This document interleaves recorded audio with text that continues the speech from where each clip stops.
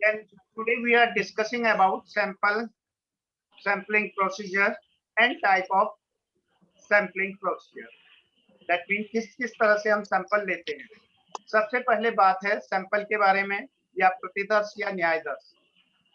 किसी भी रिसर्च को कंडक्ट करने के लिए एक पॉपुलेशन से जो चुने हुए हम सदस्यों को लेते हैं उन्हें हम सैंपल कहते हैं।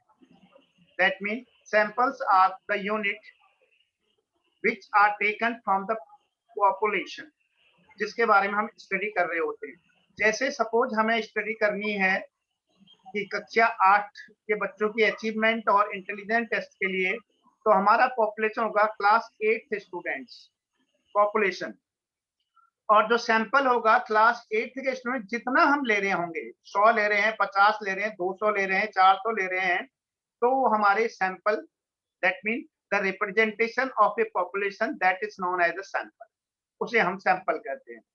तो सैंपल के कैरेक्टरिस्टिक के बारे में हमने पहले स्टडी कर लिया था कि सैंपल प्रिसाइज होना चाहिए, सही होना चाहिए, एक यूनिक होना चाहिए, और किस हिसाब से उसका सिलेक्शन करना है। These all we have discussed about in sample and characteristics of sample. आज हम बात कर रहे हैं सैंपल के प्रकार। सैंपल के प्रकार, तो सैंपल कितने तरह के होते हैं इसके बारे में आज हम स्टडी करेंगे। आपको स्क्रीन दिखाई दे रही होगी, दिखाई दे रही है कि नहीं दिखाई दे रही, ये बताओ पहले। Yes sir. दिखाई दे रही है। बीच में लिखा होगा सैम्पलिंग मेथड या सैम्पलिंग प्रोसीजर, अर्थात सैंपल को चुनने का तरीका कि किस तरह से सैंपल सिलेक्ट करते हैं। उसके लेफ्ट साइड में देखिए प्रोबेबिलिटी सैम्पलिंग मेथड और दूसरी ओर non probability sampling method. Probability that is संभाव्यता जिसे कहते हैं हिंदी में, संभाव्यता, न्यायदर्श या प्रोबेबिलिटी, कि किसी की भी संभावना कितनी है उसके चयन होने में। जैसे मैंने अभी बताया था कि हमने क्लास 8 में बच्चों की अचीवमेंट और इंटेलिजेंस के रिलेशनशिप के लिए एक रिसर्च कंडक्ट करनी है, तो 8th क्लास के student, this is the population, और जितने हमने 8th क्लास के स्टूडेंट उसमें से लिए वो हमारे सैंपल कहलाएंगे। उन सैंपल को किस तरह से चयन करेंगे, एक तो अपनी मर्जी से जैसे हम चाहें, और दूसरा जो है कुछ न कुछ उसकी जो है सैंपल की मर्जी होगी वह कैसे सिलेक्ट होगा। तो सैंपल की मर्जी वह कैसे सिलेक्ट होगा उसके लिए है आपका प्रोबेबिलिटी सैंपलिंग मेथड, और यदि हम अपने हिसाब से चयन करते हैं तो इसके कहते हैं नॉन प्रोबेबिलिटी सैंपलिंग मेथड, संभाव्यता और असंभाव्यता। ठीक है, और हिंदी वर्ड कोई दूसरा भी हो तो एक बार देख लेना, गो थ्रू हो लेना अपनी बुक से। अब मैं जा रहा हूं प्रोबेबिलिटी सैंपलिंग मेथड, प्रोबेबिलिटी। तो इसमें आपका सबसे पहले रैंडम सैंपलिंग मेथड, रैंडम, ठीक है, रैंडम तरीके से, नॉट इन उन कहां से। अब इस रैंडम का मतलब क्या है कि random sampling is the method that most closely define probability sampling. Each element of the sample is picked at random from the given population such that the probability of picking that element can be calculated by simple frequency of the element by the total number of element in the population. अर्थात इस तरीके से कि जिसमें कि किसी भी sample को या किसी भी उसमें से जो भी पॉपुलेशन का जो भी पार्ट है उसमें से चुनने के लिए हम बाध्य नहीं है, बल्कि उसका नंबर अपने आप ऑटोमेटिकली आए, रैंडम। ठीक है, जैसे 2, 4, 5, या हमने एक जो है मटके में बहुत सारी जो है पर्चियां डाल दी, उन पर्चियों को उठा लिया, दैट इज प्रोबेबिलिटी सैंपलिंग। ठीक है, लॉटरी मेथड, तो उसको भी वो आपका प्रोबेबिलिटी सैंपलिंग। तो प्रोबेबिलिटी सैंपलिंग में सबसे पहले रैंडम सैंपलिंग। रैंडम में किसी का भी कोई तरीका हो सकता है, इवन ऑड में हो सकता है। इवन ऑड मतलब जैसे हमने जो है 100 बच्चों में से 20 बच्चे लेने हैं, तो हमने क्या किया, हर चौथे बच्चे में से मतलब पहला ले लिया, फिर चौथा ले लिया, फिर 8वां ले लिया, फिर 16वां ले लिया, इस तरह से। या हमने क्या किया, 100 के 100 बच्चे जो है के नाम लिख करके एक मटके में डाल दिए, मटके में उसके बाद उसमें से उठा लिया, जो 20 पर्ची उठा ली, तो वो हमारी चॉइस नहीं थी, वो चॉइस किसकी थी कि कौन चुना जाएगा। That is the probability sampling में सिंपल रैंडम सैंपलिंग। दूसरा होता है सिंपल के बाद जो है बहुत रैंडम सैंपलिंग, तो आपको पता चल गया simple random sampling. That mean in this method all elements are equally likely to be picked if they have same frequency. If they have same frequency. तो उसके बाद जो है आपका दूसरा जो रहता है वो है आपका क्या, सेकंड इज नॉन एज, यहाँ पर जो है सिंपल रैंडम सैंपलिंग के बाद अब आप जाए इधर जाए नीचे की ओर, stratified random sampling. Stratified that mean अलग अलग ग्रुप में या अलग अलग स्ट्राटा में। फॉर एग्जांपल हमने जो है उन बच्चों की स्टडी करनी है जो डिसेबल्ड हैं। क्या है? डिसेबल्ड, असक्षम बच्चे जिसे कहते हो, ठीक है, असशक्त बच्चे, अर्थात कोई उसमें से अंधा हो सकता है, कोई बहरा हो सकता है, कोई चलने में अपंग हो सकता है, कोई लिखने में जो है। तो इन बच्चों की अचीवमेंट के बारे में हमने देखना है कि इन बच्चों की कैसे कैसे क्या है। तो उसके लिए जो उनका जो हम सिलेक्शन करेंगे वो सिलेक्शन होगा हमारा स्ट्रैटिफाइड। हमने अलग अलग स्ट्राटा बना दिए, ग्रुप बना दिए। एक ग्रुप ब्लाइंड्स का, दूसरे ग्रुप डेफ का, तीसरा जो है हैंडीकैप का, और अगला सेरिब्रल पाल्सी का। तो इस तरह से अलग अलग स्ट्राटा बन गई, ठीक है। Suppose we are going to study about of intelligence of the student in a class.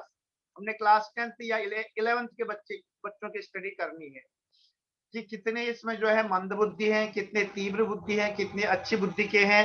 तो उसके लिए हमने क्या करें कि एक अलग अलग ग्रुप बना दिया, ठीक है। तो उस ग्रुप के हिसाब से जो है अलग अलग, दैट इज द स्टार्टर, क्या, स्ट्रैटिफाइड रैंडम सैंपलिंग। तो stratified sampling involves dividing the population into groups and then sampling from those different groups depending on certain set criteria. For example, dividing the population of a certain class into boys and girls, and then those from the two different groups, picking those who fall into the specific category that you intended to study with your sample. हमने ये देखना है कि गांव के बच्चों की पढ़ाई अच्छी है या शहर के बच्चों की। तो दो स्टार्टा हो जाएंगे, one is from rural area, another from the urban area. हमने ये देखना है कि बॉयज और गर्ल्स में से कौन, किसकी क्रिएटिविटी ज्यादा है। तो हमारे पास दो स्टार्टा हो गए, one is the boys, another is the girls.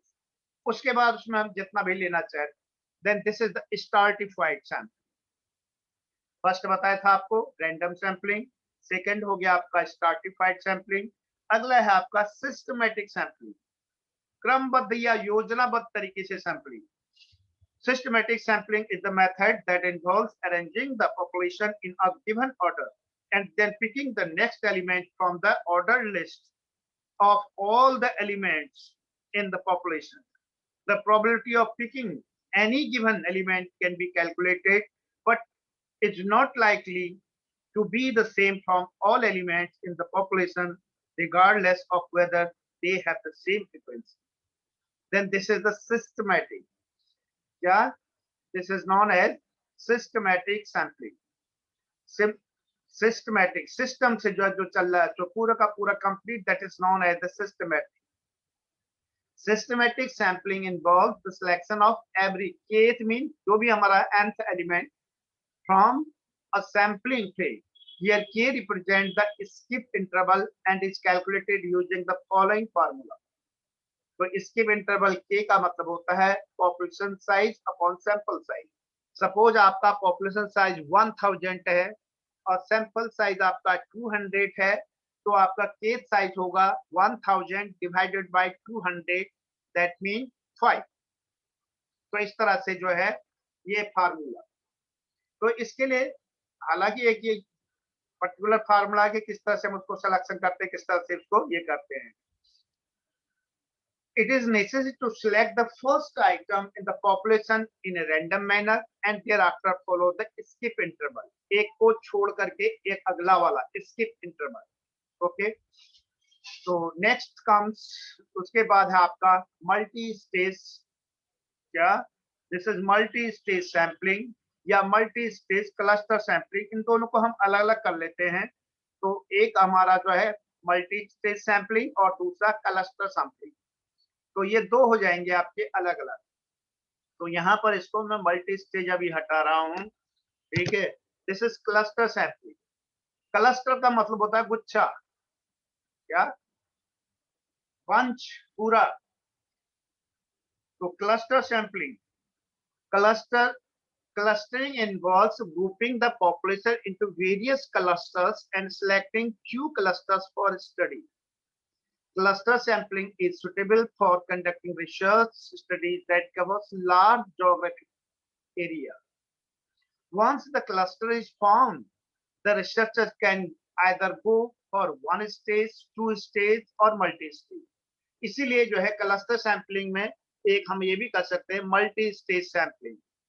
तो यहाँ पर क्लस्टर सैम्पलिंग एक के लिए मल्टी स्टेज सैम्पलिंग. इसके साथ साथ क्या हो गया आपका ये दूसरा हो गया कि इसमें आप not only single one, it is two or more than two clusters. तो cluster sampling involves dividing of the population into the assigning each element to one and only one cluster. In other words, an element can't appear in more than one cluster. अर्थात छोटे छोटे जो हमने bunch बना दिए, गुच्छे बना दिए, लेकिन एक सैंपल एक ही बंच में होगा, एक ही उसमें होगा. ठीक है. अब आती है बारी. तो क्लस्टर सैंपलिंग के बाद जो है यहाँ पर मैंने बोला था एक और आपने करना है, that is the multi stage sampling. क्या मल्टी स्टेज सैंपलिंग. तो मल्टी स्टेज सैंपलिंग के लिए आप क्या करेंगे कि this is also a type of the cluster sampling but done in the different stages. क्या done in different stages. अलग अलग स्टेजेस में हम इसको ले लेते हैं. So that is multi-stage.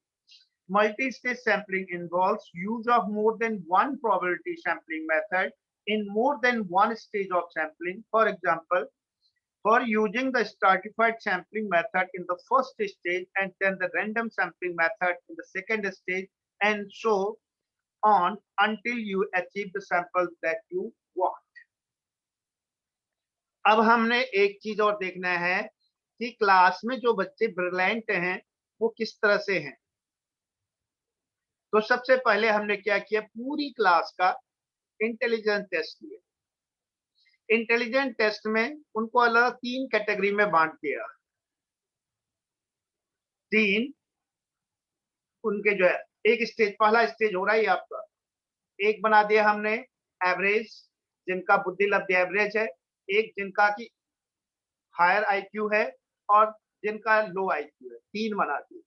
अब उसके बाद उनके ऊपर हमने क्या किया, अलग अलग क्लस्टर पर क्या किया, क्रिएटिविटी टेस्ट लगाया कि किसकी क्रिएटिविटी ज्यादा है. तो उसके बाद फिर हमने उनमें से भी ग्रुप बना दिए. लो ग्रुप में किसकी क्रिएटिविटी ज्यादा है, जिसकी कम है, जिसकी एवरेज है. ऐसे ही मीडियम वाले का और ऐसे ही जो हाई इंटेलिजेंस का. और उसके बाद फिर हमने छांटना है कि जिनका की सबसे कम है या सबसे ज्यादा क्या है क्रिएटिविटी, हमने उसको सिलेक्शन कर. अब यहाँ पर मैं बता रहा हूँ मल्टी स्टेज के लिए एक बहुत अच्छा जो है, जो मेरा पीएचडी का टॉपिक था. जब मैं जामिया से पीएचडी कर रहा था तो मुझे टॉपिक मिला था study of underachievement in science in relation to school environment, academic stress and socio economic status. अब मेरे लिए सैंपलिंग लेना बहुत टफ था. क्यों? क्योंकि रैंडम में हो नहीं सकता था, सिंपल में हो नहीं सकता था. तो इसीलिए क्या किया, सबसे पहले हमने जो है सेकेंडरी स्कूल के स्टूडेंट्स को ले लिया. क्लास सेकेंडरी स्कूल 8th और 9th के बच्चों को ले लिया. फिर क्या किया, उन सब बच्चों का जो हमने आईक्यू निकाला. आईक्यू निकालने पर उनके 3 ग्रुप बनाइए. एक पहला ग्रुप बनाया जिनका आईक्यू कम था, दूसरा जिनका आईक्यू एवरेज था, तीसरा जिनका आईक्यू हाई था. अब क्योंकि सब बच्चे एक होमोजेनिटी में आने चाहिए, फिर हमने क्या लिया, जो जीनियस, जो एवरेज वाले थे उनको लिया। उन एवरेज वालों में फिर हमने क्या किया, फिर टेस्ट लगाया, ठीक है, कि अब इनमें जो है, जो हमारा सोशियो इकोनॉमिक स्ट्रेस का, स्कूल एनवायरनमेंट का, एकेडमिक स्ट्रेस का, इसके बाद उनको अलग अलग कर लिया। तो यहाँ पर ये पहला वाला पार्ट क्या था कि पहले तो हमने पूरा का पूरा सारा ले लिया, क्लस्टर सैंपलिंग की, ठीक है। उसके बाद फिर क्या किया हमने जो है, उसको, उसमें से हमने बच्चे को छांटे जो है। तो यहाँ पर क्या था, स्ट्राटिफाइड, अलग अलग ग्रुप में बांटने के लिए स्ट्राटिफाइड सैंपलिंग, स्ट्राटिफाइड, और इस तरह से पूरा एक सैंपलिंग प्रोसीजर बना जिसे हम कहते हैं multi stage sampling, multi stage sampling. तो इस तरह से ये आपका प्रोबेबिलिटी सैंपलिंग हो गया, जिसके अंतर्गत random sampling, systematic sampling, stratified sampling, multi stage sampling. इसके बाद इसमें और भी आते हैं, जैसे जिसे हम कहते हैं क्या, पर्पजिव सैंपलिंग। पर्पजिव मीन उद्देश्य, अपने उद्देश्य को पूरे करने के लिए जो सैंपलिंग की जाती है वह पर्पजिव सैंपलिंग, अपने पर्पज को पूरा करने के लिए। इसमें ये यहाँ पर नहीं दिया है पर्पजिव, ठीक है। अगला है आपका इसी में पर्पजिव सैंपलिंग के बाद, ठीक है, क्लस्टर सैंपलिंग और मल्टी स्टेज सैंपलिंग, दोनों में अंतर आप जो समझ गए होंगे। तो इस तरह से ये आपके टोटल सैंपलिंग हो गए आपके कौन कौन, random sampling, systematic sampling, stratified sampling, multi stage sampling, purposive sampling, cluster sampling and multi stage या मल्टीपल सैंपलिंग टेक्निक। अब दूसरा आता है non probability sampling. Non probability sampling, तो जैसे प्रोबेबिलिटी सैंपलिंग में मैंने बताया है, इसमें हर सैंपल को अपने आप सिलेक्ट होने के लिए उसको चांस मिलता है, it is given equal chance. लेकिन यहाँ पर जो है आपका इक्वल चांस नहीं है, ये हमारी मर्जी से होगा नॉन प्रोबेबिलिटी सैंपलिंग, कि किसको हमने सिलेक्शन करना है और किसका सिलेक्शन नहीं करना है। तो ये विशेष ध्यान में रखने वाली बात है। तो इसके अंतर्गत आपके जैसे convenience sampling, quota sampling, judgement sampling, snowball sampling, ये सारी हैं। अब एक एक करके थोड़ा थोड़ा हम जो है थोड़ा डिस्कस करेंगे। Non probability sampling, it involves the selection of units based on factors other than random chance। random chance अपने आप उसको चांस नहीं मिल रहा, random chance नहीं मिल रहा। it is also known as the deliberate sampling and purposive sampling, ठीक है। अब आप कहोगे कि अभी जो है हमने किया था क्या, प्रोबेबिलिटी सैंपलिंग में पर्पजिव सैंपलिंग। पर्पजिव सैंपलिंग, यहाँ पर इसको हम नॉन प्रोबेबिलिटी सैंपलिंग को कह देंगे। वहां पर पर्पजिव सैंपलिंग उस उद्देश्य था कि क्या हमने कौन से सिलेक्ट, किस तरह से, दैट इज सिंपल रैंडम ले रहे हैं, स्ट्राटिफाइड ले रहे हैं, मल्टी स्टेज ले रहे हैं या क्लस्टर ले रहे हैं। तो but non probability sampling is totally for the purpose, अपने उद्देश्य को पूरा करने के लिए। For example, a scheme whereby units are selected purposefully would yield a non-random sample. In a general case, it is an umbrella term which includes any sample that does not conform to the requirements of probability sampling. Convenience sampling, quota sampling, judgment sampling, and snowball samplings are few examples of non-probability sampling. तो इस non-probability sampling के अलग अलग आपके type होंगे। तो इस type में जो है सबसे पहले हम चलते हैं कन्वीनियंस सैंपलिंग। अपनी सुविधा से जब हम सिलेक्शन करते हैं सैंपल का, that is known as convenience sampling, without taking any oath, ठीक है। जैसे हमने उसमें ये नहीं देखना है कौन कैसा है क्या है, हमें अपने हिसाब से देखना है कि हमने अपने आप सिलेक्शन करना है, ठीक है। 8th क्लास के बच्चों को हमने लेना है अपनी सुविधा से, अपने हमने लेना है कि सेकेंडरी स्कूल जो हमारे नियर बाय में है, जहां तक हम आराम से पहुंच पाए। Second is the quota sampling. In quota sampling the entire population is segmented into mutually exclusive group. The number of respondents that are to be drawn from each of several categories is specified in advance, and the final selection of respondents is left to the interviewer, who proceeds until the quota for each category is filled। तो इसीलिए जो है यहाँ पर क्या है, Kota sampling वह sampling है कि समझ लो एक तरीके से stratified sampling.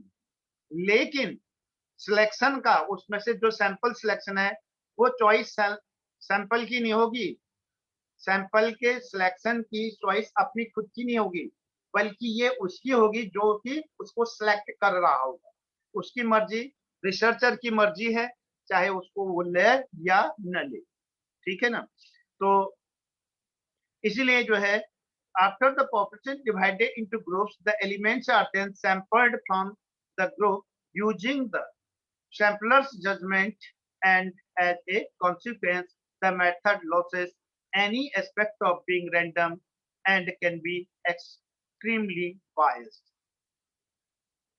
It is not based upon sample to be chosen by itself, but it is totally depend upon the researcher will कि वह उसको लेना चाहता है या नहीं लेना चाहता, ठीक है। तो quota sampling is subject to interviewer bias that may be, इसीलिए जो इंटरव्यूअर है या रिसर्चर है वह उसकी बायसनेस वहां पर रहती है, भेदभाव कर सकता है कि ये अच्छा है इसको ले लो, ये नहीं है इसको मत लो, ठीक है। So the quota reflecting the population in terms of superficial characteristics, the researcher selecting the respondents based on availability rather than on their suitability of the study. उस पर ध्यान नहीं कि सुटेबल है या नहीं है, इस पर ध्यान है कि वो आराम से जो है मिल जा रहा है। तो ये दो चीजें इसके साथ रहती है। अगला है आपका जजमेंटल सैंपलिंग, जजमेंट सैंपलिंग या जजमेंटल सैंपलिंग। तो इसको ध्यान रखना, either the judgmental or judgment both are the same, then you can say that judgment sampling. What sampling? Judgment sampling. Once again I am repeating, judgment sampling. तो इसको आप ध्यान रखेंगे, this is also known as the purposive sampling. Purposive sampling, मैंने बोला था non probability sampling को purposive कहते हैं, इसलिए कहते हैं कि ये अपने उद्देश्य को पूर्ति करने के लिए, तो इसीलिए इसको हम यहाँ पर जजमेंटल एक सैंपलिंग है इसका टाइप में। पर्पजिव और judgemental sampling is a method of sampling whereby the samplers fix the sample from the entire population solely based on her judgment. The sampler controls to a very large extent which elements have a chance of being selected to be in the sample and which ones don't. Judgemental sampling में totally जो है researcher का attitude होता है, खोज करने वाले का जजमेंट पर है कि वह किसको सिलेक्शन करना चाहता है और किसको नहीं। कंप्लीट है ये आपका। तो अगला आता है हमारा जो है क्या, स्नोबॉल सैंपलिंग। कौन सा सैंपलिंग? स्नोबॉल। तो स्नोबॉल सैंपलिंग